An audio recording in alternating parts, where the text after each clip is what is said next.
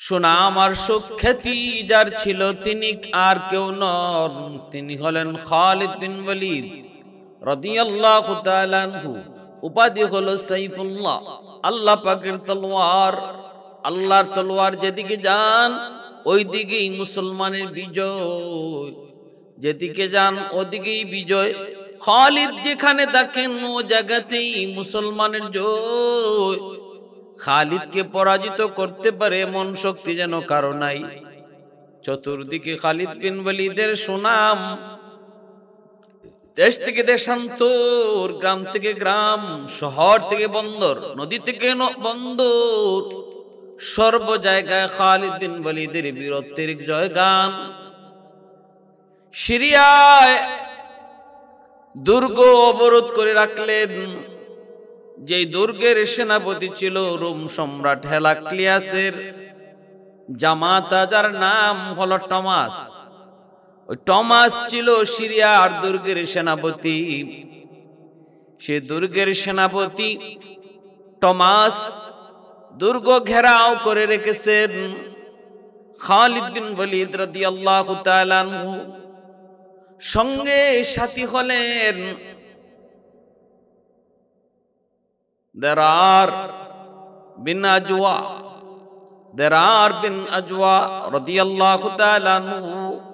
খালিদ বিন ওয়ালিদ রাদিয়াল্লাহু তাআলা আনহুর একনিষ্ঠ বন্ধু, অত্যন্ত বীর বাহাদুর। খালিদ বিন ওয়ালিদের মতোই একজন বীর বাহাদুর, নাম হলো দেরার বিন আজওয়া। ঠিক তেমনি ভাবে দেরারের বোন, যার নাম হলো খাওলা বিনতে আজওয়ার, যার নাম, যিনি হলেন মুসলিম ইতিহাসে একজন বীরাঙ্গনা, ইতিহাস রচনা করেছেন।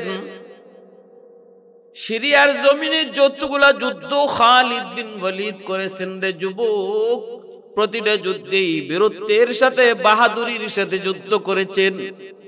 সেই মুসলিম নারী যার নাম হলো খাওলা বিনতে আজওয়ার রাদিয়াল্লাহু তাআলা আনহা। মুসলিম নারীরা কি পরিমাণ সাহসী যোদ্ধা ছিলেন। সিরিয়ার ওই দামেস্কের ফটক দুর্গ যখন চতুর্দিক দিয়ে ঘেরাও করে রাখলেন মুসলমানরা, তখন ওই খবর রোম সম্রাট হেরাক্লিয়াসের কাছে পৌঁছে গেল। রোম সম্রাট হেরাক্লিয়াস তার জামাতা টমাসকে সাহায্য করার জন্য বিশাল বাহিনী পাঠিয়ে দিল সিরিয়ার দিকে। এই খবর যখন খালিদ বিন ওয়ালিদ রাদিয়াল্লাহু তাআলা আনহুর কাছে আসলো, সাথে সাথে তিনি পরামর্শে বসে গেলেন। একনিষ্ঠ বন্ধুদের সাথে পরামর্শ করলেন। সিদ্ধান্ত হলো যে আমরা দুর্গ অবরোধ ছেড়ে দিব। রোম সম্রাট হেরাক্লিয়াস যে বাহিনী পাঠাইতেছে সে বাহিনীর মোকাবেলা করব। আমরা দামেস্ক থেকে একটু বাহিরে চলে যাব। দামেস্ক থেকে একটু বের হয়ে সে মরু প্রান্তে তাদেরকে আমরা প্রতিহত করব। আমার ভাইরা, বন্ধুরা, যুবক, যেমন সিদ্ধান্ত তেমন কাজ। ওই সিদ্ধান্ত মোতাবেক তারা দামেস্ক থেকে বের হয়ে যাবেন। বের হয়ে যাচ্ছেন।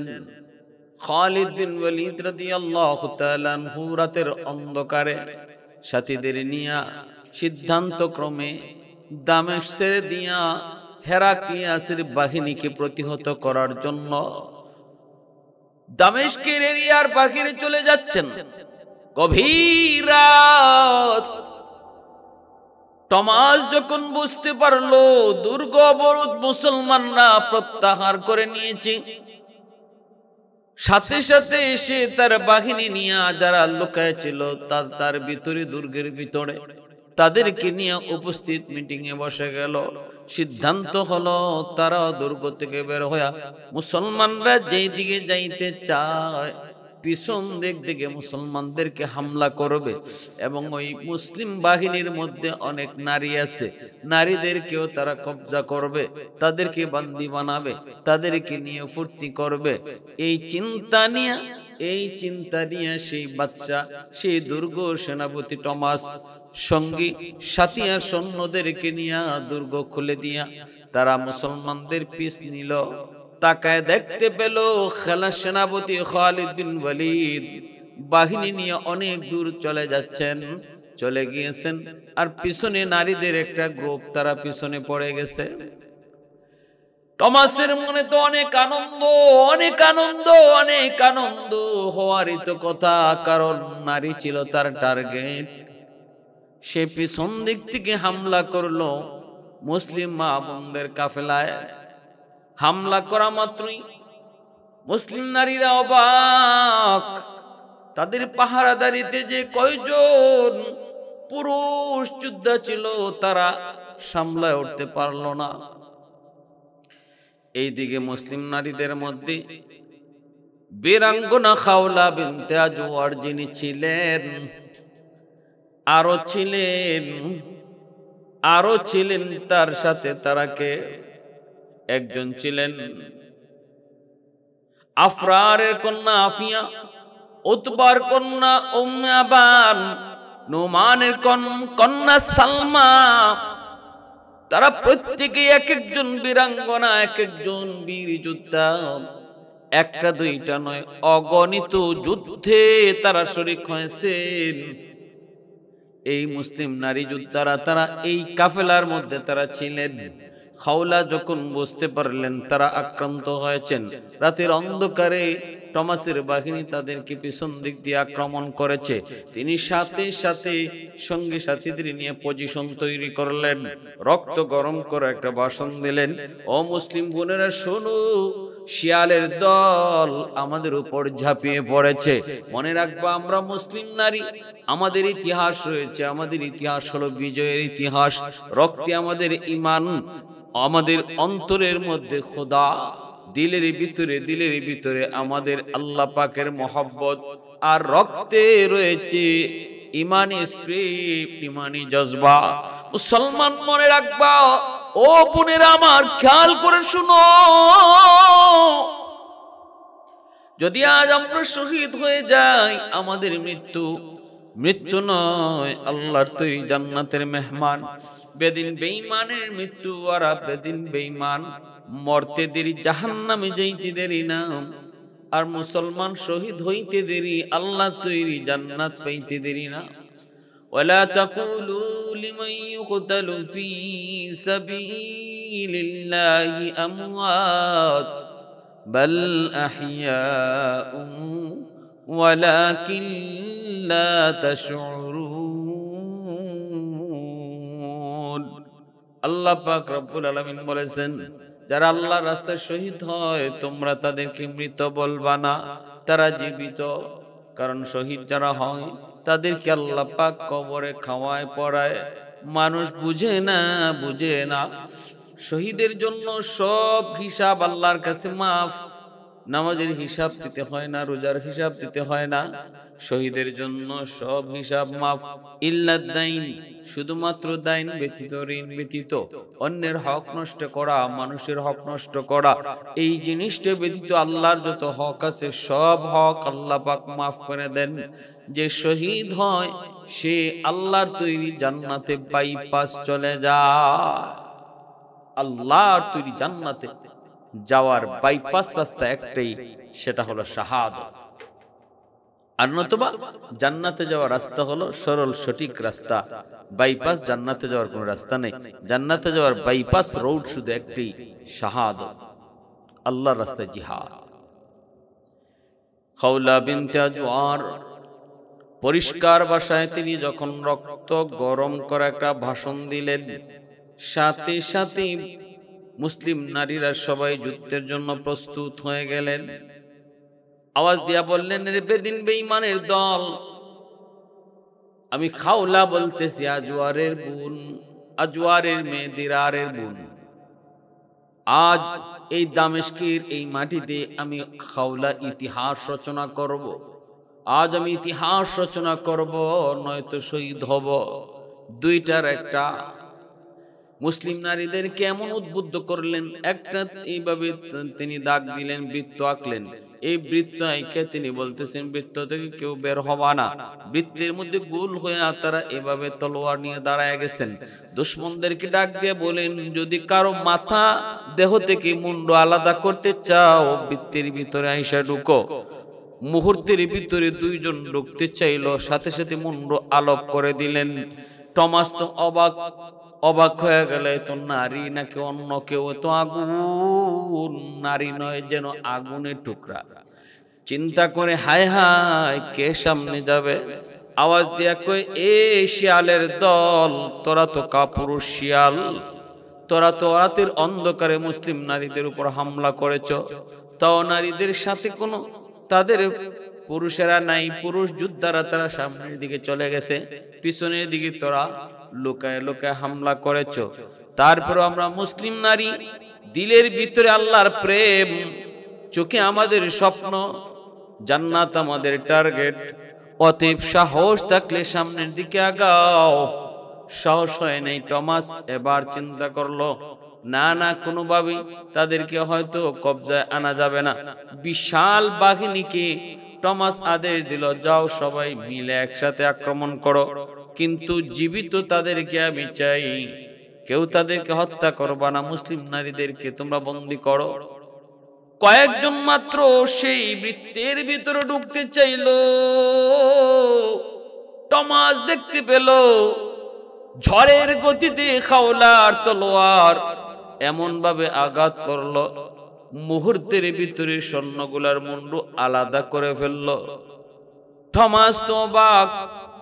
এরপরও টমাস আবার আওয়াজ দেয়া কয়, হে মুসলিম নারী, আমি দেখতেছি তোমার বীরত্ব, তোমার কাহিনী, তুমি কি চাও? তারপর আমি তোমাকে বলি, মনে করো তুমি হত্যা করতেছ, কয়জন করবা বলো?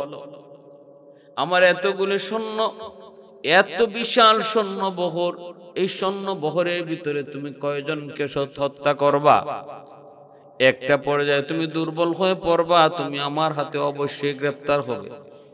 এজন্য আমি বলি, না না, বাড়াবাড়ি করে লাভ নাই, বাড়াবাড়ি করার প্রয়োজন নাই, তুমি আত্মসমর্পণ করে ফেলো। আমি কথা দিলাম তোমার সঙ্গী সাথীদেরকে ইজ্জতের সাথে আমি রাখবো, নির্যাতিত তারা হবে না। আর তুমি যে বীরত্ব আর বাহাদুরিয়া দেখাইছো, যে সম্মান গোত্রের মাঝে তুমি অর্জন করেছো, সেই সম্মানও আমি বজায় রাখবো।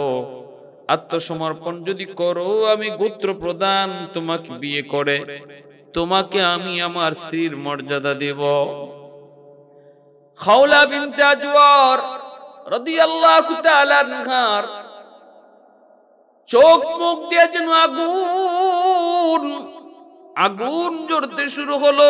তার কথা শোনা মাত্র চিৎকার দিয়া বলতেছেন, এরে রুমের শিয়ালের দল, এ রুমের শিয়াল, ভালো করে শুন, তুই তো কাপুরুষ, আর আমি কে চিনস নি? আমি খাওলা আজওয়ারের বোন, আজওয়ারের মেয়ে, আর দারার আমি হলাম আজওয়ারের মেয়ে, খাওলা আর দিরারের বোন। আমি তো ওই দিরারের বোন, যে দিরার খালি গায়ে তোদের সাথে হামলা করার জন্য হাজির হয়।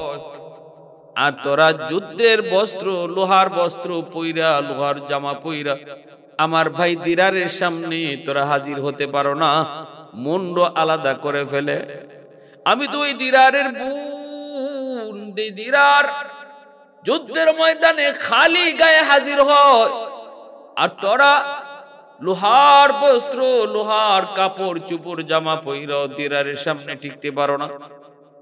আমি তো সেই দিরারের বোন খাওলা, আমাকে তুই বিয়ের প্রস্তাব দাও, তোর মতো কাপুরুষকে আমি বিয়ে করব। আরে আমার ছাগলগুলি রাখালি করার জন্য যদি একটা রাখালের প্রয়োজন হয়, তোর মতো কাপুরুষকে আমি আমার ছাগল রাখালির জন্য প্রয়োজন মনে করব না, নিব না। ভাইরা বন্ধুরা, দিরারের সাথে এইভাবে তিনি কথা বলতেছেন, বাতচিত করেন। পাশে দাঁড়ায় আছে ওনার একজন সঙ্গী, আল্লাহ পাকের তলোয়ার খালিদ বিন ওয়ালিদ রাদিয়াল্লাহু তাআলা আনহু, ইসলামের প্রথম খলিফা আবু বকর সিদ্দিক রাদিয়াল্লাহু তাআলা আনহুর জামানায় চতুর্মুখী সুনাম আর সুখ্যাতি যার ছিল, তিনি আর কেউ নন, তিনি হলেন খালিদ বিন ওয়ালিদ রাদিয়াল্লাহু তাআলা আনহু। উপাধি হলো সাইফুল্লাহ, আল্লাহ পাকের তলোয়ার। আল্লাহর তলোয়ার যেদিকে যান ওই দিকেই মুসলমানের বিজয়, যেদিকে যান ওদিকেই বিজয়। খালিদ যেখানে দেখেন ও জায়গাতেই মুসলমানের জয়। খালিদকে পরাজিত করতে পারে এমন শক্তি যেন কারো নাই। চতুর্দিকে খালিদ বিন ওয়ালিদের সুনাম, দেশ থেকে দেশান্তর, গ্রাম থেকে গ্রাম, শহর থেকে বন্দর, নদী থেকে বন্দর, সর্ব জায়গায় খালিদ বিন ওয়ালিদের বীরত্বের জয়গান। সিরিয়ায় দুর্গ অবরোধ করে রাখলেন। যে দুর্গের সেনাপতি ছিল রোম সম্রাট হেরাক্লিয়াসের জামাতা, যার নাম হলো টমাস। ওই টমাস ছিল সিরিয়ার দুর্গের সেনাপতি। সে দুর্গের সেনাপতি টমাস দুর্গ ঘেরাও করে রেখেছেন। খালিদ বিন ওয়ালিদ রাদিয়াল্লাহু তাআলা আনহু সঙ্গে সাথী হলেন দেরার বিন আজওয়া রাদিয়াল্লাহু তাআলা আনহু। খালিদ বিন ওয়ালিদ রাদিয়াল্লাহু তাআলা আনহুর একনিষ্ঠ বন্ধু, অত্যন্ত বীর বাহাদুর। খালিদ বিন ওয়ালিদের মতোই একজন বীর বাহাদুর, নাম হলো দেরার বিন আজওয়া। ঠিক তেমনি ভাবে দেরারের বোন, যার নাম হলো খাওলা বিনতে আজওয়ার, যার নাম, যিনি হলেন মুসলিম ইতিহাসে একজন বীরাঙ্গনা, ইতিহাস রচনা করেছেন।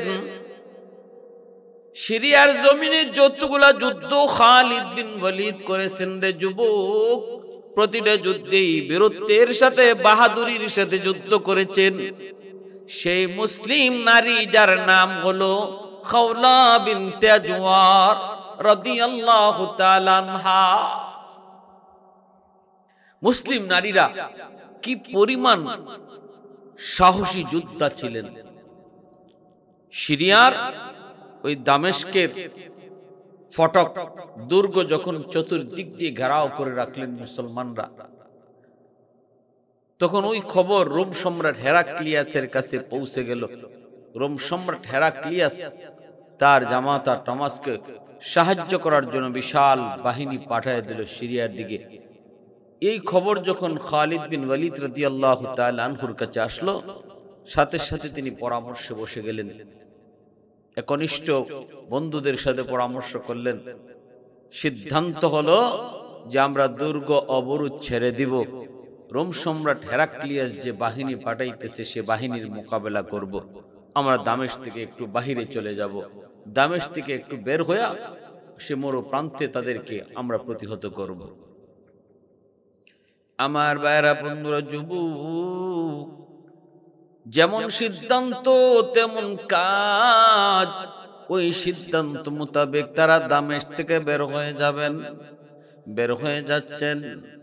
খালিদ বিন ওয়ালিদ রাদিয়াল্লাহু তাআলা আনহু রাতের অন্ধকারে সাথীদের নিয়া সিদ্ধান্ত ক্রমে দামেস্ক ছেড়ে দিয়া হেরাক্লিয়াসের বাহিনীকে প্রতিহত করার জন্য দামেস্কের এরিয়ার বাহিরে চলে যাচ্ছেন। গভীর রাত। টমাস যখন বুঝতে পারলো দুর্গ অবরোধ মুসলমানরা প্রত্যাহার করে নিয়েছে, সাথে সাথে এসে তার বাহিনী নিয়ে যারা লুকায় ছিল তার ভিতরে, দুর্গের ভিতরে, তাদেরকে নিয়ে উপস্থিত মিটিং এ বসে গেল। সিদ্ধান্ত হলো তারা দুর্গ থেকে বের হয়ে মুসলমানরা যেই দিকে যাইতে চায় পিছন দিক থেকে মুসলমানদেরকে হামলা করবে এবং ওই মুসলিম বাহিনীর মধ্যে অনেক নারী আছে, নারীদেরকেও তারা কবজা করবে, তাদেরকে বান্দি বানাবে, তাদেরকে নিয়ে ফুর্তি করবে। এই চিন্তা নিয়ে এই চিন্তা নিয়ে সেই বাদশা, সেই দুর্গ সেনাপতি টমাস সঙ্গী সাথী আর সৈন্যদেরকে নিয়ে দুর্গ খুলে দিয়া তারা মুসলমানদের পিছ নিল। তাকায় দেখতে পেল খেলা সেনাপতি খালিদ বিন ওয়ালিদ বাহিনী নিয়ে অনেক দূর চলে যাচ্ছেন, চলে গিয়েছেন। আর পিছনে নারীদের একটা গ্রুপ, তারা পিছনে পড়ে গেছে। টমাসের মনে তো অনেক আনন্দ, অনেক আনন্দ, অনেক আনন্দ হওয়ারই তো কথা, কারণ নারী ছিল তার টার্গেট। সে পিছন দিক থেকে হামলা করলো মুসলিম মা বোনদের কাফেলায়। হামলা করা মাত্রই মুসলিম নারীরা অবাক, তাদের পাহারাদারিতে যে কয়জন পুরুষ যোদ্ধা ছিল তারা সামলায় উঠতে পারলো না। এইদিকে মুসলিম নারীদের মধ্যে বীরাঙ্গনা খাওলা বিনতে আজওয়ার যিনি ছিলেন, আরো ছিলেন তার সাথে তারাকে একজন ছিলেন আফরারের কন্যা আফিয়া, উতবার কন্যা উম্মে আবান, নুমানের কন্যা সালমা। তারা প্রত্যেকে এক একজন বীরাঙ্গনা, এক একজন বীর যোদ্ধা। একটা দুইটা নয়, অগণিত যুদ্ধে তারা শরীক হয়েছেন। এই মুসলিম নারী যোদ্ধারা তারা এই কাফেলার মধ্যে তারা ছিলেন। খাওলা যখন বুঝতে পারলেন তারা আক্রান্ত হয়েছেন, রাতের অন্ধকারে টমাসের বাহিনী তাদেরকে পিছন দিক দিয়ে আক্রমণ করেছে, তিনি সাথে সাথে সঙ্গী সাথীদের নিয়ে পজিশন তৈরি করলেন, রক্ত গরম করে একটা ভাষণ দিলেন। ও মুসলিম বোনেরা শোনো, শিয়ালের দল আমাদের উপর ঝাঁপিয়ে পড়েছে।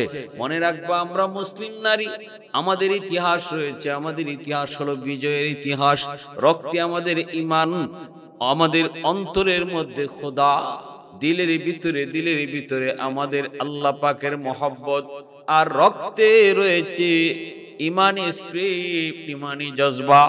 মুসলমান মনে রাখবা, ও বোনেরা আমার খেয়াল করে শুনো, যদি আজ আমরা শহীদ হয়ে যাই আমাদের মৃত্যু নয়, আল্লাহর তৈরি জান্নাতের মেহমান। বেদিন বেঈমানের মৃত্যু, আর বেদিন বেঈমান মরতে দেরি, জাহান্নামে যাইতে দেরি না। আর মুসলমান শহীদ হইতে দেরি, আল্লাহ তৈরি জান্নাত পাইতে দেরি না। ওয়ালা তাকুলু লিমান ইউকতালু ফি সাবিলিল্লাহি আমওয়াত বাল আহইয়াউন ওয়ালাকিন লা তাশউরুন। আল্লাহ পাক রব্বুল আলামিন বলেছেন, যারা আল্লাহর রাস্তায় শহীদ হয় তোমরা তাদেরকে মৃত বলবা না, তারা জীবিত। কারণ শহীদ যারা হয় তাদেরকে আল্লাহ পাক কবরে খাওয়ায় পড়ায়, মানুষ বুঝে না। শহীদের জন্য সব হিসাব আল্লাহর কাছে মাফ। নামাজের হিসাব দিতে হয় না, রোজার হিসাব দিতে হয় না, শহীদের জন্য সব হিসাব মাফ। ইল্লাদ দাইন, শুধুমাত্র দাইন ব্যতীত, ঋণ ব্যতীত, অন্যের হক নষ্ট করা, মানুষের হক নষ্ট করা, এই জিনিসটা ব্যতীত আল্লাহর যত হক আছে সব হক আল্লাহ পাক মাফ করে দেন। যে শহীদ হয় সে আল্লাহর তৈরি জান্নাতে বাইপাস চলে যায়। আল্লাহর তৈরি জান্নাতে যাওয়ার বাইপাস রাস্তা একটাই, সেটা হলো শাহাদাত। আর নতুবা জান্নাতে যাওয়ার রাস্তা হলো সরল সঠিক রাস্তা। বাইপাস জান্নাতে যাওয়ার কোনো রাস্তা নেই। জান্নাতে যাওয়ার বাইপাস রোড শুধু একটি, শাহাদাত, আল্লাহর রাস্তায় জিহাদ। খাওলা বিনতে আজওয়ার পরিষ্কার ভাষায় তিনি যখন রক্ত গরম করে একটা ভাষণ দিলেন, সাথে সাথে মুসলিম নারীরা সবাই যুদ্ধের জন্য প্রস্তুত হয়ে গেলেন। আওয়াজ দিয়া বললেন, রে বেদিন বেঈমানের দল, আমি খাওলা বলতেছি, আজওয়ারের বোন, আজওয়ারের মেয়ে দিরারের বোন। আজ এই দামেস্কের এই মাটিতে আমি খাওলা ইতিহাস রচনা করব। আজ আমি ইতিহাস রচনা করব, নয়তো শহীদ হব। দুইটার একটা। মুসলিম নারীদেরকে এমন উদ্বুদ্ধ করলেন, একটা এইভাবে তিনি দাগ দিলেন, বৃত্ত আঁকলেন, এই বৃত্ত আইকে তিনি বলতেছেন বৃত্ত থেকে কেউ বের হবা না। বৃত্তের মধ্যে গোল হয়ে তারা এভাবে তলোয়ার নিয়ে দাঁড়ায় গেছেন। দুশমনদেরকে ডাক দিয়ে বলেন, যদি কারো মাথা দেহ থেকে মুন্ড আলাদা করতে চাও বৃত্তের ভিতরে আইসা ঢুকো। মুহূর্তের ভিতরে দুইজন ঢুকতে চাইলো, সাথে সাথে মুন্ড আলোক করে দিলেন।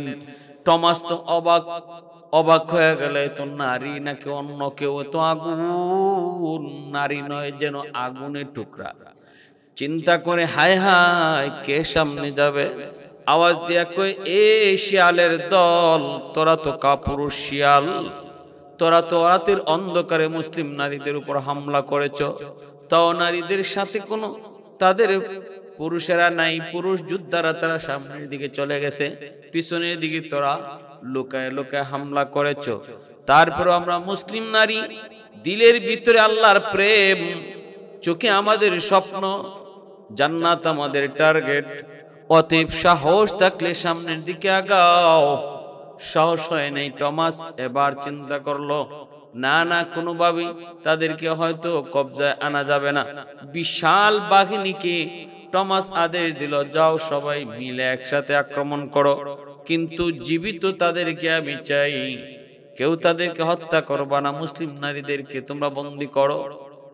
কয়েকজন মাত্র সেই বৃত্তের ভিতরে ঢুকতে চাইল।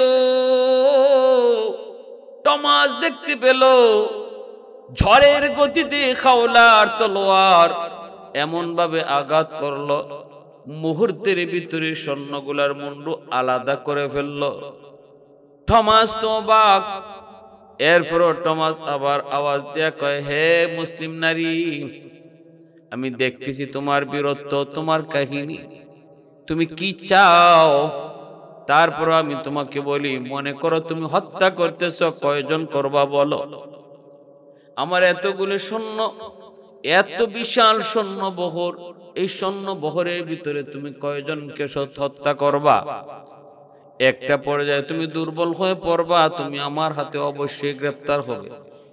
এজন্য আমি বলি, না না, বাড়াবাড়ি করে লাভ নাই, বাড়াবাড়ি করার প্রয়োজন নাই, তুমি আত্মসমর্পণ করে ফেলো। আমি কথা দিলাম তোমার সঙ্গী সাথীদেরকে ইজ্জতের সাথে আমি রাখবো, নির্যাতিত তারা হবে না। আর তুমি যে বীরত্ব আর বাহাদুরিয়া দেখাইছো, যে সম্মান গোত্রের মাঝে তুমি অর্জন করেছো, সেই সম্মানও আমি বজায় রাখবো। আত্মসমর্পণ যদি করো, আমি গোত্র প্রধান তোমাকে বিয়ে করে তোমাকে আমি আমার স্ত্রীর মর্যাদা দেব। খাওলা বিনতে আজওয়ার রাদিয়াল্লাহু তাআলা আনহার চোখ মুখ দিয়ে যেন আগুন আগুন জ্বলতে শুরু হলো। তার কথা শোনা মাত্র চিৎকার দিয়া বলতেছেন, এরে রুমের শিয়ালের দল, এ রুমের শিয়াল, ভালো করে শুন, তুই তো কাপুরুষ, আর আমি কে চিনস নি? আমি খাওলা, আজওয়ারের বোন, আজওয়ারের মেয়ে, আর দারার আমি হলাম আজওয়ারের মেয়ে, খাওলা আর দিরারের বোন। আমি তো ওই দিরারের বোন, যে দিরার খালি গায়ে তোদের সাথে হামলা করার জন্য হাজির হয়। আর তোরা যুদ্ধের বস্ত্র, লোহার বস্ত্র পইরা, লোহার জামা পইরা আমার ভাই দিরারের সামনে তোরা হাজির হতে পারো না, মুন্ড আলাদা করে ফেলে। আমি তো ওই দিরারের বোন, দিরার যুদ্ধের ময়দানে খালি গায়ে হাজির হয়, আর তোরা লোহার বস্ত্র, লোহার কাপড় চুপড় জামা পইরা দিরারের সামনে টিকতে পারো না। আমি তো সেই দিরারের বোন খাওলা, আমাকে তুই বিয়ের প্রস্তাব দাও, তোর মতো কাপুরুষকে আমি বিয়ে করব। আরে আমার ছাগলগুলি রাখালি করার জন্য যদি একটা রাখালের প্রয়োজন হয়, তোর মতো কাপুরুষকে আমি আমার ছাগল রাখালির জন্য প্রয়োজন মনে করব না, নিব না। ভাইরা বন্ধুরা, দিরারের সাথে এইভাবে তিনি কথা বলতেছেন, বাতচিত করেন। পাশে দাঁড়ায় আছে ওনার একজন সঙ্গী, খাওলার বান্ধবী। চোখ দিয়ে ইশারা দিলেন, ইশারা উম্মে আনার, ইশারা দেওয়া মাত্রে উম্মে আনার তিনি তীরটা ইশারায় বাঁধে, খাওলার ইশারা তিনি বুঝে ফেললেন। মুহূর্তের ভিতরে তীরটা বাইর কইরা ওই টমাসের কপাল বরাবর মেরে ফেললেন। যেই মাত্র তীরটা ছাড়লেন, মুহূর্তের ভিতরে কপাল দিয়া তীর ঢুকলো। কথা বলা অবস্থায় টমাস এখানে সাথে সাথে দুনিয়া থেকে বিদায়। হইচই পড়ে গেল। টমাস দুর্গপতি, দুর্গের লিডার দুনিয়াতে নাই। মুহূর্তের ভিতরে পরিবেশ উল্টে গেল। তাকায় দেখে আল্লাহু আকবারের ধ্বনিতে ঘোড়ার পিঠে সওয়ার হয়ে কে যেন আসে, যার গায়ে কোনো কাপড় নেই। গায়ে কাপড় নেই, যুদ্ধ করে শুধু একজন, সে আর কেউ নয়, দেরার। আল্লাহু আকবার আওয়াজ। বোন দুশমনদের হাতে বন্দী। এই খবর শোনা মাত্রই দেরারের গায়ে আর কোনো রক্ত নাই, সব রক্ত আগুন হয়ে গেছে। আল্লাহু আকবার ধ্বনি দিয়ে যখন সামনে আগান, দেরার চলে আসছে বাহিনী নিয়ে। এই আওয়াজ শোনা মাত্রই এই দুর্গের যত বেদিন বেঈমান ভয়ে কাঁপতে শুরু করলো, দুর্গ ছেড়ে পালাইতে ভাগতে লাগলো। ওই দিন খাওলা বিনতে আজওয়ার, দেরারের বোন, ইতিহাস রচনা করেছেন। শুধু এমন একটা দুইটি ইতিহাস নয়, এরকম খাওলা বন্দী অবস্থায় দেরার আয়েশা হাজির হয়েছেন। ঠিক তেমনি দেরারও একবার বন্দী হয়েছেন খ্রিস্টানদের হাতে। সেই বন্দী অবস্থা থেকে ওনার বীরাঙ্গনা বোন খাওলা, তিনি বাইকে দুশমনদের হাত থেকে মুক্ত করেছেন। ভাই বোনরে মুক্ত করছে, আবার বোনও বাইরে মুক্ত করছে। এই সিরিয়ার দামেস্কের যখন দুর্গ অবরোধ করে রাখেন একদিনের ঘটনা। খালিদ বিন ওয়ালিদ রাদিয়াল্লাহু তাআলা আনহু দেরার বিন আজওয়ারকে তিনি পাঠায় দিলেন রোম সম্রাটের বাহিনী মোকাবেলা করার জন্য। আর তিনি বলে দিলেন, দেরার দোস্ত, যদি বিপদে পড়ে যাও খবর পাঠায়, তবে বেশি রিস্ক নিও না, হাই রিস্ক নিও না। দেরার বিন আজওয়ার এমন একজন সাহাবী, যার জীবনে রিস্ক ছাড়া কোনো কাম নাই, সব কামই তিনি রিস্কে নিয়েছেন। চলে গেলেন বাহিনী নিয়ে, ৫,০০০ বাহিনী নিয়ে চলে গেলেন। যে দেখতে পেলেন তারা দ্বিগুণের দ্বিগুণ, তারা বাহিনী নিয়ে হাজির। যুদ্ধ শুরু করে দিলেন। খালিদ বিন ওয়ালিদ রাদিয়াল্লাহু তাআলা আনহুর কথা ছিল, প্রয়োজন যদি লাগে আমাকে মেসেজ পাঠাও। কিন্তু দেরার যাইয়েই তিনি অতর্কিত হামলা করলেন রোম সম্রাটের বাহিনীর উপর, রোমান বাহিনীর উপর। অল্প সময়ের ভিতরে পরিস্থিতি এমন হলো, দেরারের বাহিনী বিক্ষিপ্ত হয়ে পড়ল। আর হযরতে দেরার বিন আজওয়ার রোম বাহিনীর কাছে তিনি বন্দী হয়ে গেলেন। অনেক দুশমনকে তিনি দুনিয়া থেকে বিদায় পাঠ কইরা নিজেও আবার বন্দী হয়ে গেলেন। এই খবর যখন আবার আসলো, মুসলিম বাহিনী তখন পিছনে হটতে লাগলো, কারণ দেরার বন্দী হয়ে গেছে। আর বেদিন বেঈমান রোমানদের টার্গেটই ছিল দেরারকে বন্দী করা। দেরারকে বন্দী করে ওরা পিছনের দিকে যেতে সরতে লাগলো। মুসলিম বাহিনীও তখন খালিদ বিন ওয়ালিদের কাছে খবর পাঠাইলো। খালিদ বিন ওয়ালিদ নিজেই তিনি আক্রমণ করার জন্য প্রস্তুতি নিলেন। দেরারকে মুক্ত করার জন্য তিনি নিজেই প্রস্তুতি নিলেন, আক্রমণ করবেন, আসতেছেন। খালিদ বিন ওয়ালিদ তিনি আসতেছেন। কিন্তু খালিদ বিন ওয়ালিদ আসার আগেই মুসলিম বাহিনী দেখতে পেল একজন বীর বাহাদুর ঘোড়ার পিঠে সওয়ার হইয়া দুশমনদের ভিতরে যায় বীর বিক্রমে যুদ্ধ শুরু করলো। কিন্তু তারে চেনা যায় না, বোঝা যায় না। মাথার মধ্যে সবুজ পাগড়ি, মুখটা কাপড় দিয়ে ঢাকা, সারা বডিটা তার লোহার বস্ত্র, চিনার কুদরত নাই, শুধু চোখটা দেখা যায়। মুসলিম বাহিনী তারা বোঝে নাই, কেউ মনে করছেন ইনি খালিদ বিন ওয়ালিদ, কিন্তু অন্যরা কয় না, ইনি খালিদ নন, ইনি খালিদ বিন ওয়ালিদ নন, ইনি খালিদ নন। মুহূর্তের ভিতরে তারা দেখতে পেল খালিদ বিন ওয়ালিদ তার বাহিনী নিয়ে আসতেছে। কিন্তু ইনি কে একা একা দুশমনদের ভিতরে যেয়া তিনি আক্রমণ করে, এক হাতে তলোয়ার আর এক হাতে বর্ষা, কাছাকাছি যেয়ে দুশমনদেরকে বর্ষা দিয়ে আঘাত করে। একটা দুইটা দুশমনরে মাটিতে শোয়া আবার নিরাপদ জায়গায় ঘোড়া দৌড়ে চলে আসে। আবার নিরাপদ জায়গা থেকে আবারও পজিশন নিয়ে দুশমনের দিকে আগায়। আবারও দু চারটা দুশমনকে মাটিতে শোয়া আবারও বীর বিক্রমে ক্ষিপ্র বেগে সে আবার নিরাপদ জায়গায় চলে আসে। এইভাবে তার আক্রমণ খালিদ বিন ওয়ালিদ তিনি নিজেও দেখতেছিলেন, কিন্তু কেউ চিনে না, কেউ চিনে না, চিনার কথাও না। ইনি কে? ইনি নারী না পুরুষ, বাড়ি কোথায়, বয়স তার কেমন, কিছুই বোঝা যায় না। কিন্তু তার বীরত্ব আর বাহাদুরি সবাই দেখতেছে, দুশমনরা পর্যন্ত ভয় পাইতেছে। তার কাছে যে যায় সেই খতম হয়ে যায়, আর যে সে যার টার্গেট নেই তারও দুনিয়া থেকে খতম হয়ে যায়।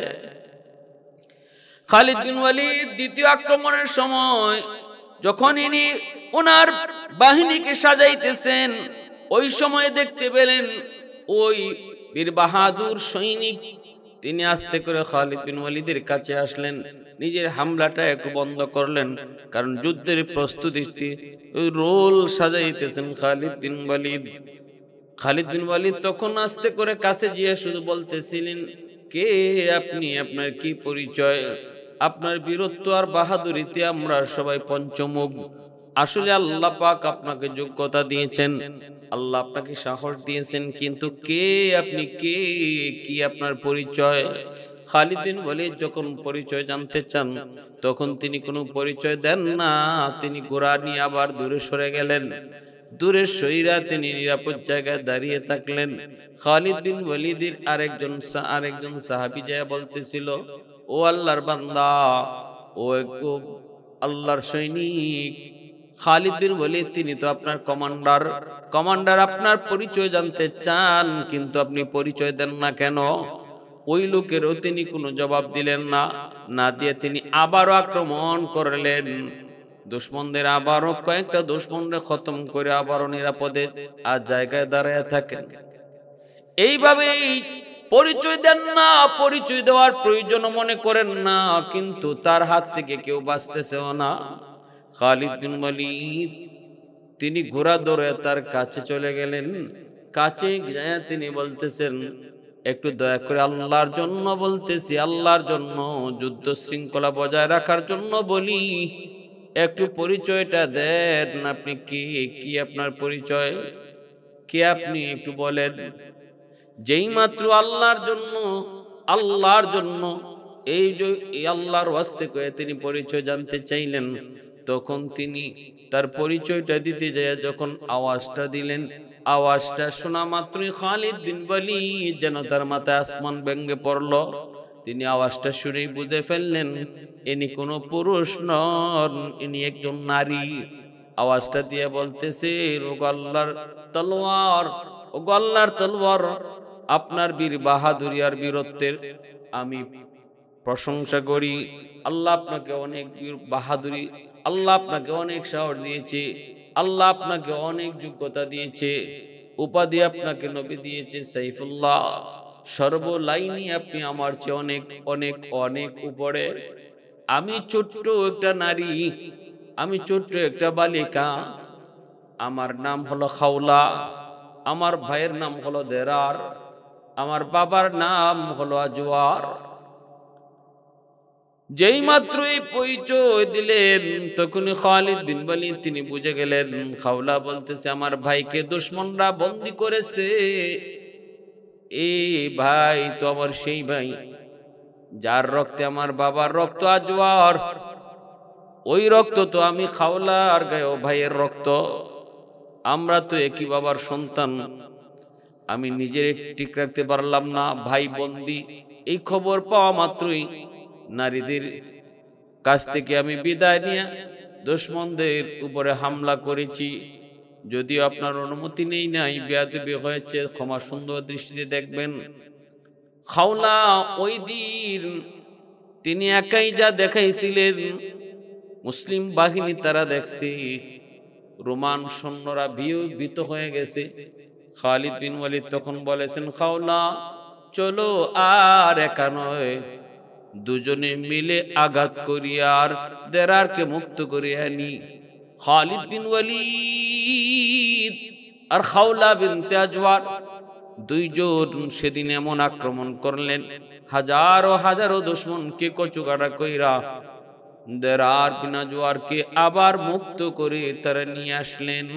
ইতিহাস রচনা করেছেন মুসলিম ইতিহাসে, মুসলিম ইতিহাসে ইতিহাস লিখে গেছেন খাওলা বিনতে আজওয়ার রাদিয়াল্লাহু তাআলা আনহা